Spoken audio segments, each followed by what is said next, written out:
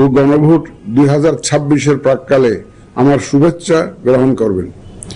আগামীকাল ইতিহাসের অন্যতম গুরুত্বপূর্ণ এই নির্বাচনের ভোট গ্রহণ অনুষ্ঠিত হবে। এই ঐতিহাসিক মুহূর্তে আমি গভীর শ্রদ্ধার সাথে স্মরণ করছি মহান মুক্তিযুদ্ধে শহীদদের। আরো স্মরণ করছি জুলাই গণ অভ্যুত্থানে তাদের রক্তের বিনিময়ে আমরা আজ গণতান্ত্রিক উত্তরণের দ্বার প্রান্তে পৌঁছেছি। আমি তাদের রুহের মাগফিরাত কামনা করছি।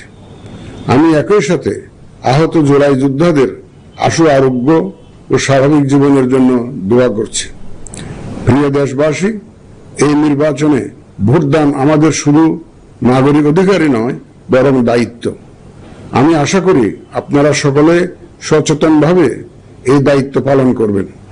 রাজনৈতিক দল, প্রার্থী ও ভোটারদের প্রতি আহ্বান, শান্তি ও সৌহার্দ্যপূর্ণ পরিবেশ রক্ষার্থে সকলে দায়িত্বশীল ও যত্নবান হবেন।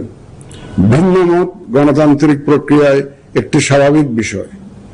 এই বিষয়টি স্মরণে রেখে আপনারা উৎসব মুখর পরিবেশ নিশ্চিত করে স্বতঃস্ফূর্তভাবে ভোট কেন্দ্রে আসবেন, পছন্দের প্রার্থীকে ভোট দেবেন এবং গণতান্ত্রিক প্রক্রিয়ার স্বাভাবিক পরিণতি হিসাবে জয় পরাজয়কে মেনে নেবেন। ভোটার, প্রার্থী, নির্বাচন সংশ্লিষ্ট কর্মকর্তা, আইন প্রয়োগকারী সংস্থা, সাংবাদিক, পর্যবেক্ষক, সেবা প্রদানকারী সংস্থা ও ব্যক্তিসহ সংশ্লিষ্ট সকলের কাছে অনুরোধ, ব্যক্তিগত কষ্ট ক্লেশ তুচ্ছ করে জাতীয় নির্বাচনের এই মহতী ব্যবস্থাকে সহযোগিতা করে সার্থক করে তুলুন।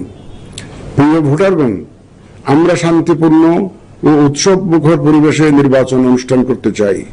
যে কোনো অনভিপ্রেত ঘটনা মোকাবেলায় নির্বাচনী কর্মকর্তা, মাঠ পর্যায়ে কর্মরত বিচারিক ও নির্বাহী ম্যাজিস্ট্রেট এবং আইন প্রয়োগকারী সংস্থাকে সহায়তা করুন।